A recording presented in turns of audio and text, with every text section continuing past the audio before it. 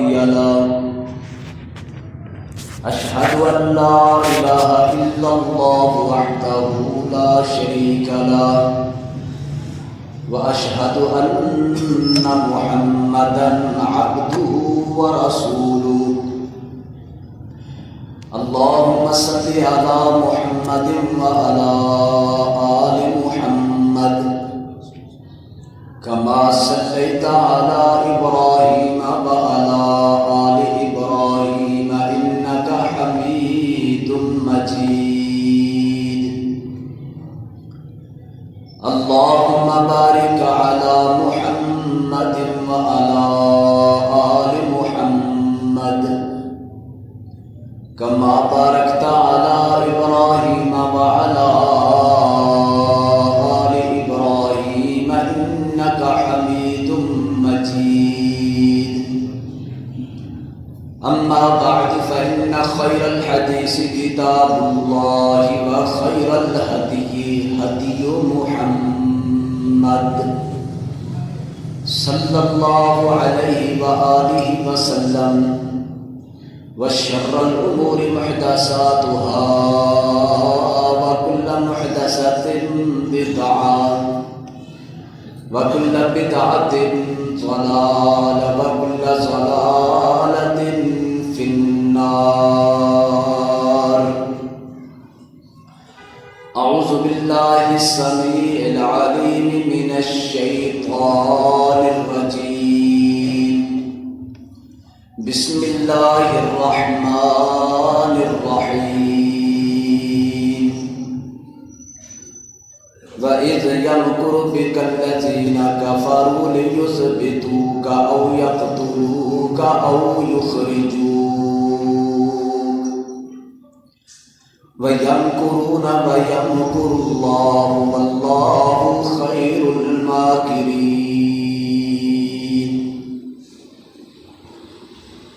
رب اشرح لي صدري ويسر لي أمري واحلل عقدة من لساني يفقهوا قولي.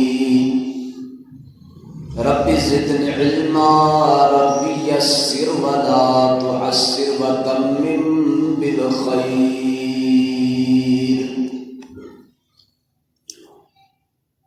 ہر قسم کی حمد و ثنا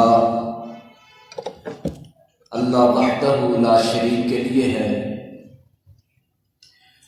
انگنت بے شمار بے حد و حساب درود و سلام اللہ کے آخری نبی سب نبیوں کے امام اور سردار جناب محمد رسول اللہ صلی اللہ علیہ وآلہ وسلم پر. اللہ تعالیٰ کا ارشاد گرامی ہے وَإِذْ يَمْكُرُ بِكَ الَّذِينَ كَفَرُوا. جس وقت کافروں نے آپ صلی اللہ علیہ وسلم کے خلاف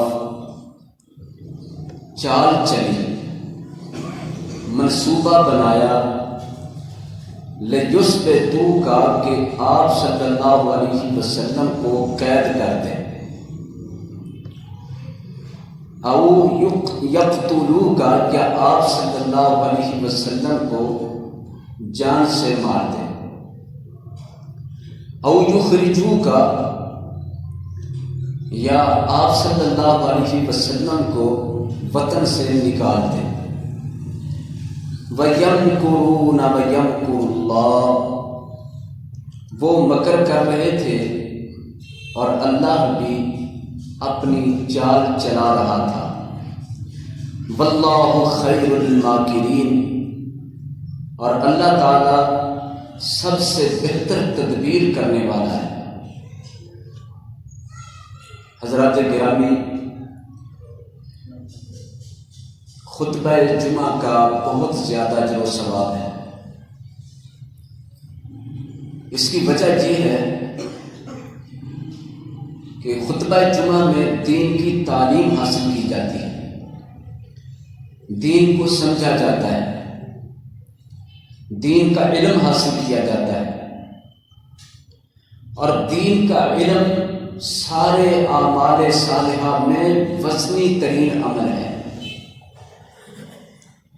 عبادت سے بھی زیادہ درجہ، عبادت سے بھی زیادہ ثواب اللہ تعالیٰ دین کی تعلیم حاصل کرنے پر عطا فرماتے ہیں۔ اسی لیے رحمت عالم صلی اللہ علیہ وسلم فرماتے ہیں کہ عبادت کرنے والے سے علم حاصل کرنے والے کی فضیلت اس طرح بڑھ چڑھ کر ہے جس طرح کہ آسمان کے ستاروں پر چاند کو فضیلت اور برتری ہے۔ دین کی تعلیم، دین کا علم، دین کا فہم، اس پر بڑا اجر ہے۔ اس بات کا یقین پیدا کریں اپنے دل کے اندر کہ جو شخص اللہ کے دین کا علم حاصل کرنے کے لیے گھر سے نکلتا ہے، اس کے قدم زمین پر نہیں، رب کے فرشتوں کے پروں پر ہوتے ہیں۔ اور یہ بھی ارشاد فرمایا جب تک وہ علم کے رستے کے لیے نکلتا ہے، رستے میں موت آئے تو وہ اللہ کے ہاں شہید کا رتبہ پاتا ہے۔ اور پھر یہ بھی ارشاد فرمایا کہ جو شخص علم دین کا حاصل کرنے کے لیے، فائدہ مند علم حاصل کرنے کے لیے نکلا ہے، اللہ کے فرشتے اس کے لیے دعائیں کرتے ہیں، اور پھر اس کے ساتھ تمام مخلوقات اس کے لیے بخشش کی اور رحمت کی دعا کرتی ہیں، حتیٰ کہ آسمان میں ہوا میں اڑنے والے پرندے وہ بھی اس کے لیے بخشش کی دعا کرتے ہیں، پانی اندر مچھلیاں بھی اس کے لیے دعا کرتی ہیں، بلوں میں حشرات الارض بھی اس کے لیے دعا کرتے ہیں۔ یہ نبی صلی اللہ علیہ وسلم نے فرمایا۔ تو دین کی تعلیم بڑی افضل ہے، اور خطبہ جمعہ دین کو سیکھنے کے لیے، دین کی معلومات دے کر ان کو اپنے عمل میں لانے کا نام ہے، اسی لیے اس کا درجہ بلند ہے۔ آپ کے سامنے جو آیت مبارکہ میں نے پڑھی، اس کا تعلق نبی صلی اللہ علیہ وآلہ وسلم کی سیرت طیبہ سے۔ قرآن مجید پیارے نبی صلی اللہ علیہ وسلم کی سیرت بیان کرتا ہے۔ آپ صلی اللہ علیہ وسلم جب مکہ میں تھے تو مکہ شریف میں جتنا بھی آپ کے ساتھ معاملہ پیش آیا، حالات پیش آئے، مشکلات پیش آئیں، اللہ تعالیٰ ان کا ذکر فرما کر اپنے پیغمبر صلی اللہ علیہ وسلم کو حوصلہ، تسلی عطا فرماتے رہے۔ قرآن پاک کی مکی صورتیں پڑھنے کا مزہ اور لطف اور الگ ہی ہے، اور جو صورتیں مدینہ منورہ میں نازل ہوئی وہ اس وقت نازل ہوئی جب آپ صلی اللہ علیہ وسلم مدینہ طیبہ میں تھے۔ آپ صلی اللہ علیہ وسلم کے لیے جو مشکلات آئیں، جو ضروریات پیش آئیں، ان کے مطابق اللہ تعالیٰ آسمان سے قرآن کی آیتیں بنا بنا کے نازل فرما رہے تھے، لہذا وہ بھی قرآن کا حصہ بن گئی۔ نبی کریم صلی اللہ علیہ وسلم مکہ میں تو سورت نازل ہونے والی مکی بن گئی، آپ صلی اللہ علیہ وسلم مدینہ میں تو آپ صلی اللہ علیہ وسلم پر اترنے والی صورتیں مدنی بن گئی۔ قرآن مجید آپ صلی اللہ علیہ وسلم کے حالات کو بیان کرتا ہے، آپ صلی اللہ علیہ وسلم کی سیرت کو بیان کرتا ہے، آپ صلی اللہ علیہ وسلم کے ساتھیوں کے حالات بیان کرتا ہے، ان کی خوبیاں، ان کے اوصاف بیان کرتا ہے۔ قرآن مجید میں اللہ تعالیٰ نے آپ صلی اللہ علیہ وسلم کے غزوات کا بھی ذکر فرمایا، آپ صلی اللہ علیہ وسلم کو رہنمائی بھی عطا فرمائی۔ لہذا جو آیت مبارکہ آپ کے سامنے پڑھی ہے یہ مکہ معظمہ کے حالات کے وقت کی ہے، جب نبی پاک صلی اللہ علیہ وسلم کو کافروں نے بڑا ستایا، بڑا تنگ کیا، مسلمان دن ب دن بڑھ رہے تھے. کافروں نے اس بات کا بہت زیادہ ذہن پر بوجھ لیا کہ مسلمان کیوں بڑھ رہے ہیں، ان کی تعداد روکنی چاہیے، مسلمانوں کو منع کرنا چاہیے، ورنہ ہمارے بچے، ہماری اولادیں، ہماری نسلیں یہ مسلمان ہو جائیں گے. مقابلے پر اتر آئے. سب سے پہلا طریقہ یہ تھا کہ آپ صلی اللہ علیہ وسلم کو زبردستی روکا جائے. آپ پر ایمان لانے والے مسلمانوں کو سختی سے منع کیا جائے. لہذا سختیاں شروع ہو گئی، سختیاں بڑھتی گئی، بڑی سختیاں ہو گئی، خون بہا دیے. اس کے باوجود حق کا مزہ، حق کا لطف اور چاشنی جو چکھ لیتا ہے وہ جان تو دے دیتا ہے، لیکن اللہ کی راہ کا جو لطف مل جاتا اسے نہیں چھوڑتا. یہی وجہ تھی بلال حبشی رضی اللہ عنہ کتنی سخت مار جھی رہے ہیں، کتنا ظلم برداشت کر لیا. کوڑے مارنے والا تھک جاتا تھا، بلال حبشی رضی اللہ عنہ کی استقامت میں ذرہ جتنا بھی کمی نہیں آتی تھی. تپتی ریت پر لٹایا جاتا تھا، بھاری پتھر سینے پر رکھا جاتا تھا. حضرت صہیب رضی اللہ عنہ کی کیا تکالیف تھی. حضرت خباب کو کوئلوں پر لٹا دیا گیا، لیکن انہوں نے ایمان نہیں چھوڑا. جب دیکھا کہ یہ سختیوں سے بھی نہیں مانتے، ایک منصوبہ ذہن میں آیا کہ لالچ دی جائے. رسول پاک صلی اللہ علیہ وسلم کو حکومت کی لالچ دی، آپ مکہ کے حکمران بن جائیں. شادی کی لالچ دی، مال و دولت کی لالچ دی. آپ جتنا مال کہو قدموں میں رکھ دیتے ہیں، جس سے نکاح کرنا چاہو کر دیتے ہیں. مکہ کا بغیر کسی مقابلے کے آپ کو بادشاہ مقرر کر لیتے ہیں، لیکن آپ توحید کا پرچار چھوڑ دیں، بتوں کی مخالفت اور ان کی نفی کرنا چھوڑ دیں. آپ صلی اللہ علیہ وسلم پھر ڈٹ گئے. فرمایا کہ دنیا کا مال و دولت کیا ہے، آسمان سے سورج چاند بھی لاؤ تو میں اس کام کو نہیں چھوڑوں گا. یہ دن بھی گزر گئے، مخالفت زوروں پر، لیکن مسلمان بڑھ رہے ہیں. یہ بھی اللہ کی قدرت کی نشانیوں میں سے ہے کہ حالات اتنے سخت ہیں، ہر طرف دشمن ہی دشمن، اس کے باوجود لوگ ایمان لا رہے ہیں، اور ایمان بھی ایسا ٹھوس، انتہائی مضبوط. تب یہ پروگرام بنایا، سارے مکہ کے سردار مل گئے، دار الندوہ میں اجلاس کیا کہ رسول پاک صلی اللہ علیہ وسلم کو کس طرح منع کیا جائے، کس طرح روکا جائے تاکہ دین کی روشنی نہ پھیل سکے. ایک مشورہ یہ تھا کہ رسول پاک صلی اللہ علیہ وسلم کو قید کر دیا جائے، نظر بند کر دیا جائے، نہ یہ کسی سے ملیں گے، نہ کوئی ان کو ملے گا، تو دین کی بات آگے نہیں نکلے گی.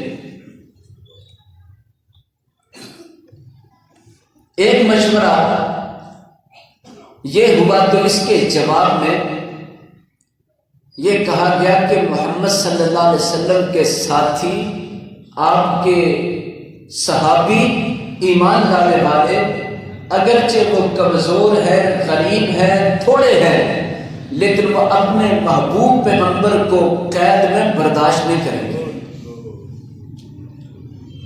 وہ چھڑا لیں گے، وہ جان پر اپنی بازی لگا کر نکال لیں گے.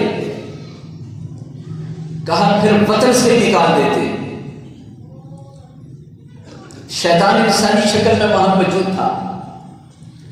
وہ کہنے لگا کہ محمد صلی اللہ علیہ وسلم کو مکہ سے نکالو گے، وہ جس بھی جگہ جائیں گے وہاں کے لوگ ان کے اخلاق سے متاثر ہوں گے. اخلاق وہ قوت ہے جو بیگانوں کو بھی اپنا بنا دیتی ہے، دشمنوں کو دوست بنا دیتی ہے. اخلاق ایسی قوت ہے جو جانباز سپاہی عطا کر دیتی ہے.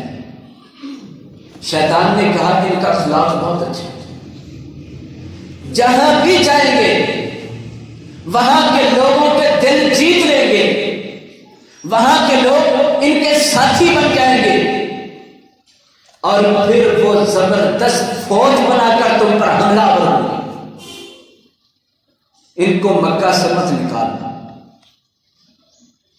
تیسرا اور آخری مشورہ یہ تھا کہ محمد صلی اللہ علیہ وسلم کو نعوذ باللہ ثم نعوذ باللہ قتل کر دیا جائے. شیطان کہنے لگا کہ یہ مشورہ ٹھیک ہے، اس پر عمل کرو اور اس کی ترتیب بناؤ. ابو جہل کہنے لگا کہ میرے ذہن میں یہ ترتیب ہے، مختلف قبائل کے نوجوان لیے جائیں، 10 قبائل سے 10 جوان لیے جائے اور وہ یک بارگی حملہ کرے. جب قصہ ختم ہو جائے محمد صلی اللہ علیہ وسلم کا قبیلہ میں 10 قبائل سے مقابلہ نہیں کر سکے گا، دیت پر راضی ہونا پڑے گا. ایک جان کی دیت 100 اونٹ ہے، 10 قبائل 10 اونٹ دیں گے تو یہ آسانی سے دیت بھی دے دی جائے. شیطان کا ذہن اتنا تیز نہیں جتنا ابو جہل کا ذہن تھا. شیطان ابو جہل کے اس مشورے سے خوش ہوا کہ تیرا مشورہ ٹھیک ہے، اس پر عمل کرو. اب اس واقعہ کے اندر چند ایک باتیں ہمیں یہ بھی معلوم ہوتی ہیں کہ مکہ کے کفار نے سازش کی پیارے نبی صلی اللہ علیہ وسلم کو ناکام کرنے کی، ان کی ترقی روکنے کی، ان کی روشنی بند کرنے کی، ان کے لیے رکاوٹ کھڑی کرنے کے لیے سازش کی، چال چلی. اللہ تعالیٰ ان کی تمام چالوں کو، تمام منصوبہ بندیوں کو، تمام سازشوں کو کاٹ کے پھینک دیتا ہے اور ثابت کیا دنیا میں وہی ہوتا ہے جو اللہ کو منظور ہوتا ہے. دنیا میں وہ نہیں ہوتا جو طاقتور چاہتے ہیں، جو لوگ چاہتے ہیں، وہی ہوتا ہے جو اللہ چاہتا ہے. وَمَا تَشَاءُونَ إِلَّا أَن يَشَاءَ اللَّهُ. قرآن کے الفاظ ہے، اے دنیا والو سن لو، جو تم چاہتے ہو وہ نہیں ہوتا، ہوتا صرف وہی ہے جو اللہ چاہتا ہے. ہم اپنی زندگی میں کتنے ایسے معاملات اور واقعات دیکھتے ہیں، ہم سمجھتے ہیں ہم جو چاہیں کرتے ہیں. نہیں میرے بھائی، یہ قرآن کے خلاف بات ہے. ہم جو چاہیں بنا دیں، ہم جو چاہیں گرا دیں، یہ تو اللہ کی حکمت عملی کے ہی خلاف ہے.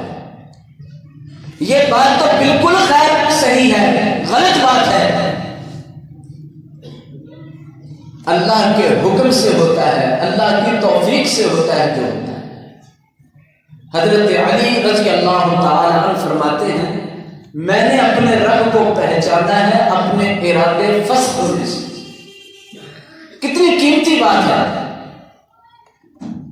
کتنا بڑا حکمت بڑا قول ہے. عرفت ربی بفسخ العزائم. آج لوگ کہتے ہیں علی علی تو کہتے ہیں، حضرت علی رضی اللہ عنہ کی تعلیم بھی تو دیکھیں. ان کا ایک ایک جملہ، ایک ایک بات حکمت سے ایمان سے بھری ہوئی. یہ تو کوئی طریقہ نہیں، بھنگ پی تو علی علی کر دیا، نشہ کر لیا تو علی علی کر لیا. حضرت علی رضی اللہ عنہ ایسے لوگوں سے بیزار ہیں. حضرت علی رضی اللہ عنہ شریعت کی مخالفت میں چلنے والوں کو پسند ہی نہیں کرتے. حضرت علی رضی اللہ عنہ بڑے بڑے کبے قبریں بڑی بڑی بنانے والوں کے خلاف ہے، تصویریں لٹکانے والوں کے خلاف ہے، شرک کرنے والوں کے خلاف ہے. صحیح بخاری شریف میں ہے، نبی صلی اللہ علیہ وسلم نے مکہ فتح کیا تو حضرت علی رضی اللہ عنہ کو بلا کے فرمایا علی آج میں تجھے ایک کام پہ بھیجنے لگا. کون بھیجنے لگا؟ محمد رسول اللہ صلی اللہ علیہ وسلم. اور فرمایا علی میں تجھے ایک کام پہ بھیجنے لگا. حضرت علی کو چن لیا اس کام کے. جاؤ جہاں بھی تصویر دیکھو، مورتی دیکھو، اسے توڑ دو، پھوڑ دو، ختم کر دو. دوسرا کام، جہاں بھی قبر اونچی دیکھو اسے نیچی کر ڈالو. حضرت علی رضی اللہ عنہ نے کام کر دیا. جب پھر اللہ نے جناب علی رضی اللہ عنہ کو خلیفہ بنایا، خلیفہ چہارم، مسند خلافت پر متمکن ہوتے ہیں تو ابو الحیاج الاسدی کو بلایا اور فرمایا مجھے نبی صلی اللہ علیہ وسلم نے ایک کام کے لیے بھیجا تھا، اس کام کے لیے آج میں تجھے بھیجتا ہوں. جاؤ جہاں بھی تصویر نظر آئے، کوئی مورتی نظر آئے، اسے ختم کر ڈالو.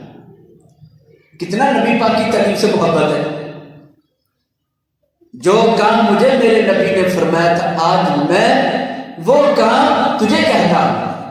جاؤ تصویریں ختم کرو. اور دوسری بات، قبرستان چلے جاؤ، جہاں اونچی قبر نظر آئے اسے برابر کر دو.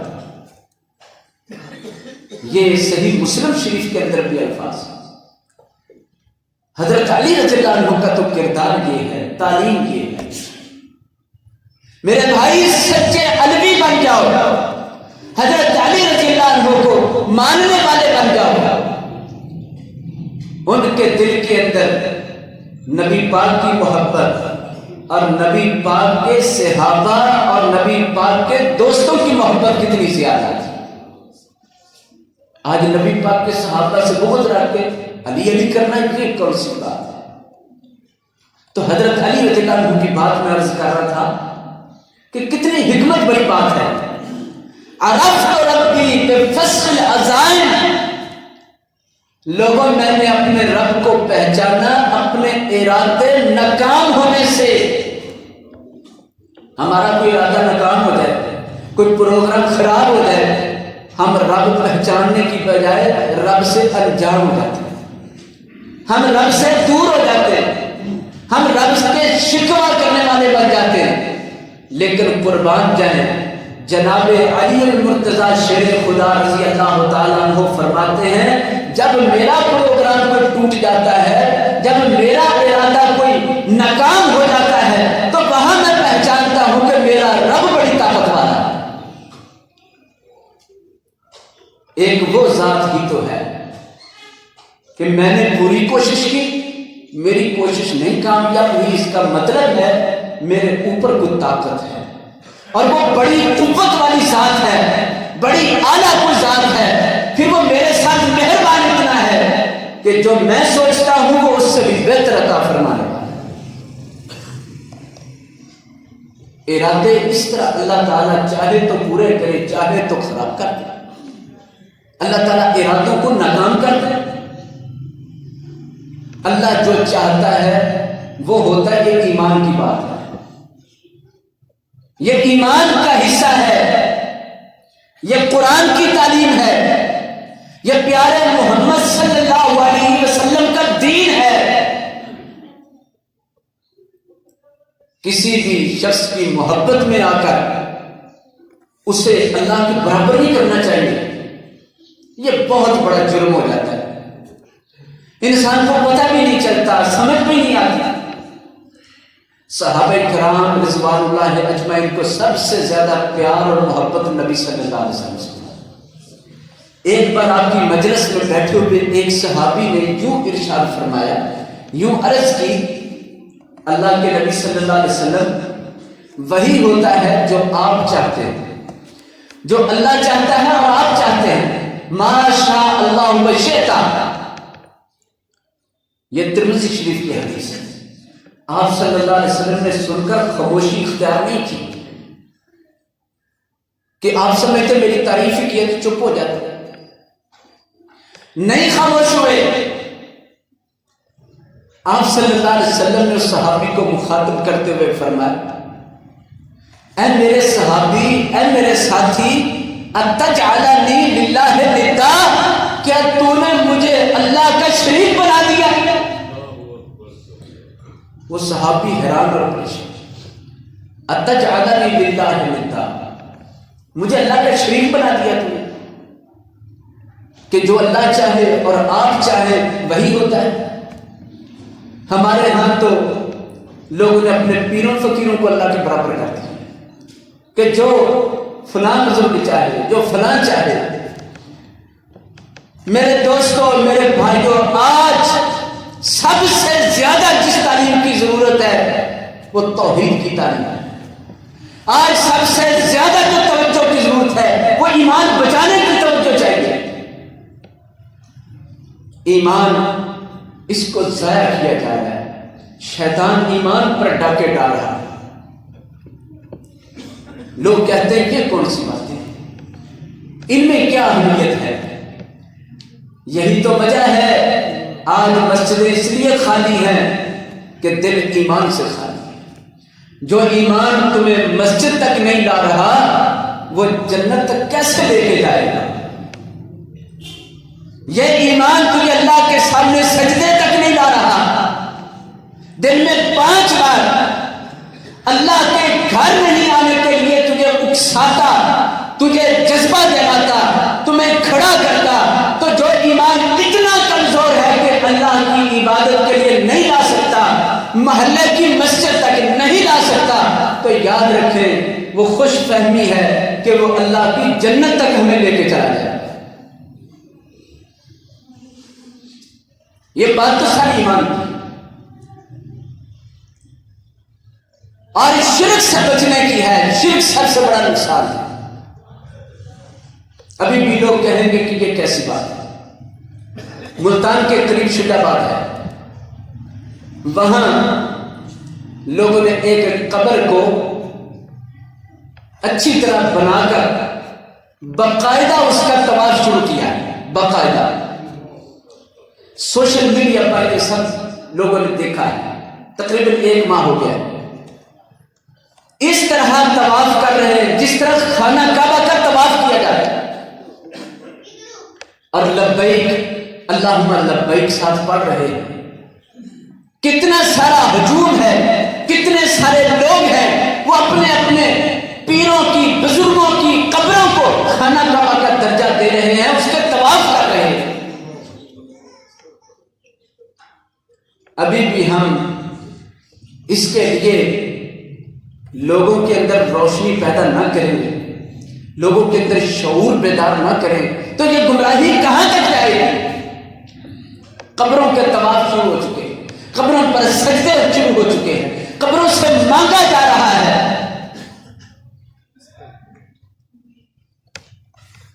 اور نبی صلی اللہ علیہ وسلم کے لیے ایک صحابی بس اتنا کہہ رہا ہے، وہ ہوتا ہے جو اللہ چاہتا ہے اور آپ چاہتے ہیں۔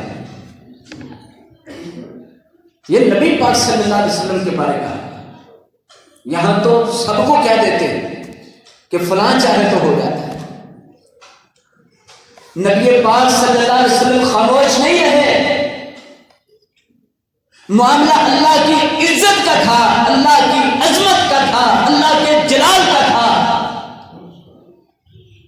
اور اللہ کی جہاں عزت کم کی جا رہی ہو، اللہ تعالیٰ کا مقام اور مرتبہ مخلوق کے ساتھ جوڑا جا رہا ہو، یا مخلوق کو اللہ کے برابر کیا جا رہا، تو اللہ کی توہین ہو آپ صلی اللہ علیہ وسلم نے فرمایا میرے صحابی اتجعلنی للہ ندا، کیا تو نے مجھے اللہ کا شریک بنایا؟ قل ما شاء اللہ وحدہ، اے میرے ساتھی یوں کہ صرف وہ ہوتا ہے جو اللہ چاہتا ہے، ورنہ میرے نبی صلی اللہ علیہ وسلم نے تو چاہا تھا ساری دنیا مسلمان ہو جائے۔ ابو جہل کو بھی دعوت ایمان دی، ابو لہب کو بھی دعوت ایمان دی، آپ نے تو سب کے سامنے ایمان کی دعوت دی تھی، کوہ صفا پہ کھڑے ہو کے لا الہ الا اللہ کی دعوت دی تھی، آپ کی چاہت یہ تھی سب قبول کر لیں، آپ کی چاہت کے مطابق نہیں ہو سکتا۔ تو سیدنا علی رضی اللہ عنہ فرماتے میں نے اپنے رب کو پہچانا ہے اپنے ارادے، اپنے پروگرام، اپنے منصوبے ناکام ہونے پر۔ تو ثابت یہ ہوا کہ وہی ہوتا ہے جو اللہ چاہتا ہے، یہ ایمان ہے۔ اور اس آیت مبارکہ میں جو سورۃ الانفال سے آپ کے سامنے پڑھی ہے، اللہ فرماتے ہیں منصوبہ بنانے والے، سازش کرنے والے لوگوں نے ایک بہت بڑی سازش جناب محمد صلی اللہ علیہ وسلم کے بارے میں بھی بنا لی، بڑی سازش چلائی، قتل کا ارادہ ہے، اور ارادہ کرنے والے لوگ زیادہ ہیں، طاقت میں ہیں، ہتھیار والے ہیں۔ اللہ فرماتے کہ ادھر ارادہ چلا رہے تھے، ہم ادھر ارادے فرما رہے تھے، اور کامیابی اور نجات وہ اللہ کے فیصلے کے اندر ہے۔ لہذا پھر ایسا ہی ہوا، ساری تیاریاں ہو گئی، رات کا وقت طے کر لیا کہ حضرت محمد صلی اللہ علیہ وسلم پر رات دروازے پر کھڑے ہو کر گزاری جائے، جب وہ باہر آئے تو ان پر حملہ کیا جائے۔ 10 لوگ ننگی تلواریں لے کر کھڑے ہیں، ارادہ کیا ہے، مشن کیا ہے؟ نعوذ باللہ آپ صلی اللہ علیہ وسلم کو ختم کرنا ہے۔ اللہ تعالیٰ نے آپ صلی اللہ علیہ وسلم کو وحی فرمائی، اے میرے پیغمبر صلی اللہ علیہ وسلم آپ دروازہ کھول کے نکلیے۔ آپ صلی اللہ علیہ وسلم نے جب دیکھا تو باہر چمکتی تلواریں، دشمن کھڑے ہیں، حالات بڑے خراب ہیں۔ اے اللہ، دشمن تو دروازے پر کھڑے ہیں، جان کے خون کے پیاسے۔ اللہ تعالیٰ نے فرمایا اے میرے حبیب آپ نکلیں، آپ کی حفاظت ہم کریں گے۔ پیارے نبی صلی اللہ علیہ وسلم نے دروازہ کھولا، قرآن پاک کی آیتیں پڑھتے گئے، وہاں سے گزرتے گئے، ان کو کوئی نظر نہیں آیا، نہ دروازہ کھلتا نظر آیا، نہ ہی آپ صلی اللہ علیہ وسلم ہی نظر آیا۔ آپ نے مٹی اٹھائی، ان کی آنکھوں پر مار دی، آنکھیں ملنے لگے اور کہنے لگے کہ ہوا چل رہی ہے جس سے آنکھوں میں مٹی آ رہی ہے۔ آپ صلی اللہ علیہ وسلم گزر گئے، دروازہ بند ہے، اندر سیدنا علی رضی اللہ تعالی عنہ کو بستر پر لٹا دیا کہ ان لوگوں کی امانتیں سب واپس کر کے آپ بھی پیچھے آ جائیں۔ جس کی خون کے پیاسے لوگ ہیں وہ ان کے مال کا کتنا محافظ ہے کہ امانت کے اندر کوئی خیانت نہ ہو جائے، ان کا مال حفاظت سے ان کو پہنچ جائے۔ آپ صلی اللہ علیہ وسلم وہاں سے چلے گئے، ان لوگوں نے انتظار کیا، دروازہ توڑا، اندر گئے، دیکھا تو یہاں تو آپ صلی اللہ علیہ وسلم موجود ہی نہیں۔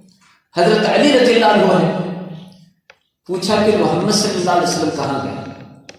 حضرت علی رضی اللہ عنہ فرمانے لگے وہ تمہارے سامنے سے، تمہارے پاس سے، تمہارے آگے سے گزر کے گئے۔ اللہ نے تمہیں اندھا کر دیا، اللہ نے تمہاری آنکھوں کو پردے میں ڈال دیا، تم ان کو دیکھ ہی نہیں سکے۔ اللہ کی مدد اس طرح آتی ہے اللہ بچانے پہ آتا ہے تو اس طرح بچاتا ہے کہ جناب اسماعیل علیہ السلام لیتے ہیں، گردن پہ تیز چھری زور سے چلائی جا رہی، اللہ چھری پہ نہیں چلنے دیتے۔ ہم نے تو اللہ کی قدر نہیں کی، اللہ کو پہچانا نہیں ہے۔ اللہ کے بندو، یہ بیماریاں چھوٹی ہیں، اللہ کا حکم بہت بڑا ہے۔ یہ مشکلیں چھوٹی ہیں، اللہ کی مدد بہت بڑی شے ہے۔ ہم نے اللہ کو بھلایا، اپنے حالات کو، اپنی مشکلات کو، اپنے مسائل کو، اپنی تنگیوں کو بہت بڑی بلا اور ایک ہوا بنا کر اپنے سر پہ سوار کیا، جس وجہ سے ہماری پریشانیاں رفع نہیں ہوئی۔ جب اللہ کا ذکر کرو تو یہ جان کر کہ ہمارا پروردگار ہماری مدد کرے گا، اور اگر ہم کہیں ہم نماز پڑھتے ہماری مشکل حل نہیں ہوتی، ہم قرآن بھی پڑھتے ہیں، وظیفے بھی کرتے ہیں، لیکن جب ہم اللہ تعالیٰ پر یقین نہیں رکھیں گے، اس پروردگار پر جو چھری نہیں چلنے دیتا اور اس طرح ذبیح اللہ کی مدد فرماتا اور بچاؤ فرما رہا ہے، ابراہیم علیہ السلام کو آگ کے اندر ایک بال جلنے نہیں دیتا، وہ کتنی بڑی ذات ہے، بہت بڑی ذات ہے۔ اس کے لیے تو 100 جانیں بھی قربان کی جائیں تو حق ادا نہیں ہو سکتا، اس کے لیے مال قربان کر دیا جائے، گھر بار قربان کر دیا جائے، اس رب کا حق ادا نہیں ہو سکتا۔ اس کا جاہ و جلال اور اس کی عظمت بہت زیادہ ہے، اس کی ذات بہت بابرکت ہے۔ اللہ نے اپنے حبیب کو بچا دیا، دشمن ناکام ہو گئے، وہ منصوبہ ہی ختم ہو گیا، غصے میں پاگل ہو کر پیچھے دوڑ رہے۔ صبح اعلان کیا جاتا ہے جو محمد صلی اللہ علیہ وسلم کو پکڑ لائے 100 اونٹ انعام میں دیے جائیں گے۔ سارا مکہ پیچھے چڑھ گیا، پیچھے لگ گئے۔ آپ صلی اللہ علیہ وسلم غار ثور میں ہیں، وہاں تک پہنچے، حضرت ابو بکر رضی اللہ عنہ فرمانے لگے اللہ کے نبی صلی اللہ علیہ وسلم ہمارے سر پر پہنچ گئے ہیں، اگر انہوں نے اپنے پاؤں کی طرف دیکھا تو ہم نظر آ جائیں گے۔ فرمایا ابو بکر کیوں پریشان ہوتا ہے؟ جن کے ساتھ اللہ ہو انہیں گھبرانا نہیں چاہیے۔ یہاں تک پہنچ گئے، اللہ نے وہاں سے ان کو واپس پلٹ دیا اور اپنے حبیب کی اور صدیق اکبر رضی اللہ عنہ کی حفاظت فرما۔ پھر جب ہجرت کی راہ پر چلے، حضرت ابو بکر رضی اللہ عنہ بار بار آگے پیچھے دیکھتے تھے کہ کوئی دشمن نہ آ جائے۔ اتنی مشکلات دین کے لیے برداشت کی جا رہی ہے۔ میرے بھائیوں، دین پر چلنا ایسے ہی ہے جیسے کانٹوں پر چلنا، برداشت رکھنی پڑتی ہے، برداشت لانی پڑتی ہے۔ برداشت کے بغیر آپ کوئی بھی نیکی نہیں کر سکتے۔ ہر نیکی ایسے ہی ہے جیسے کانٹوں میں پھول۔ آپ صلی اللہ علیہ وسلم نے فرمایا ابو بکر کبھی آگے کبھی پیچھے کیوں پریشان ہو کر دیکھتے اور دوڑتے ہو؟ کہا اللہ کے رسول صلی اللہ علیہ وسلم مجھے اس بات کی فکر ہے کہ کوئی دشمن حملہ نہ کر دے، اور مجھے اپنی جان کی پرواہ نہیں، مجھے اس بات کی پرواہ ہے کہ ابو بکر کی جان کو جو ہونا ہو جائے، جناب محمد صلی اللہ علیہ وسلم جو ابو بکر کی جان ہے اسے بچنا، آپ کو کوئی نقصان نہ ہو جائے، جو کچھ بھی ہو میں اس کے لیے حاضر ہوں۔ فرمایا ابو بکر ان اللہ معنا، مجھے یہ بتاؤ جن دو کے ساتھ تیسرا اللہ ہو اسے کوئی نقصان دے سکتا ہے؟ نہ گھبرا، لا تحزن ان اللہ معنا، غم نہ کر اللہ ہمارے ساتھ ہے۔ اور غار کے اندر جو ابو بکر رضی اللہ عنہ نے قربانی دی، جو رات کے اندر غار کے اندر 2-3 راتیں گزاری ہیں، وہ کتنی یادگار تھی اور کتنی اعلیٰ تھی کہ جب ابو بکر رضی اللہ عنہ رسول پاک صلی اللہ علیہ وسلم کو کندھوں پر اٹھا کر غار ثور کے اندر لے کر گئے، جو مشکل ترین رستہ، اور پھر عرض کرنے لگے غار میں پہلے آپ نہ جائیں، پہلے میں جاتا ہوں۔ اس کی وجہ یہ تھی کہ غار کے اندر کوئی زہریلی چیز وہ کہیں آپ کو نقصان نہ پہنچا دے، لہذا پہلے خود اندر گئے، جتنے سوراخ تھے اپنی چادر اتار کے پھاڑ پھاڑ کے باہر رکھ کے بند کر دیا۔ 2 سوراخ باقی رہ گئے جن میں رکھنے کے لیے کچھ نہیں تھا، تو صدیق اکبر رضی اللہ عنہ نے اپنی ایڑیاں وہاں رکھ دی۔ رسول پاک صلی اللہ علیہ وسلم کو آواز دی کہ آپ اندر تشریف لائیں۔ آپ صلی اللہ علیہ وسلم اندر آئے، آپ صلی اللہ علیہ وسلم وہاں لیٹ گئے، ابو بکر رضی اللہ عنہ کے ران پہ سر رکھ کے لیٹ گئے۔ اتنے میں زہریلے سانپ نے ابو بکر رضی اللہ عنہ کی ایڑی پہ ڈنگ مارا، بڑی درد ہوئی۔ ابو بکر جیسا کوئی پیارے نبی صلی اللہ علیہ وسلم کے لیے ادب کرنے والا نہیں ہو سکتا۔ دیکھیے کتنا ادب اور احترام تھا، محبت کی بھی انتہا ہے، ادب کی بھی انتہا ہے۔ یوں کہنا چاہیے جہاں محبت سچی ہوتی ہے وہاں ادب بھی شامل ہوتا ہے، وہاں بے ادبی نہیں ہوتی۔ حضرت ابو بکر رضی اللہ عنہ نے سوچا اگر میں اپنی تکلیف کی وجہ سے ہلتا ہوں، حرکت کرتا ہوں، رسول پاک صلی اللہ علیہ وسلم کی نیند خراب ہو جائے گی، آپ کے آرام میں خلل آ جائے گا۔ نہیں ہلتے، تکلیف پی جاتے ہیں، برداشت کرتے ہیں،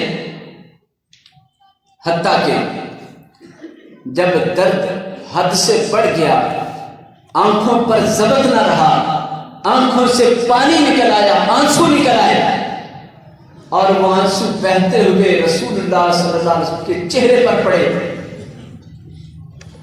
تو آپ صلی اللہ علیہ وسلم کی آنکھیں کھلی۔ آپ نے پوچھا ابو بکر کس شے کی وجہ سے رو رہے ہو؟ حضرت ابو بکر رضی اللہ عنہ نے عرض کی اللہ کے رسول صلی اللہ علیہ وسلم، میرے پاؤں میں کسی شے نے کاٹ لیا ہے جس کی درد نے مجھے بےتاب کر دیا، اس وجہ سے آنسو نکل آئے۔ آپ صلی اللہ علیہ وسلم فرمایا ابو بکر اپنا قدم ادھر کرو۔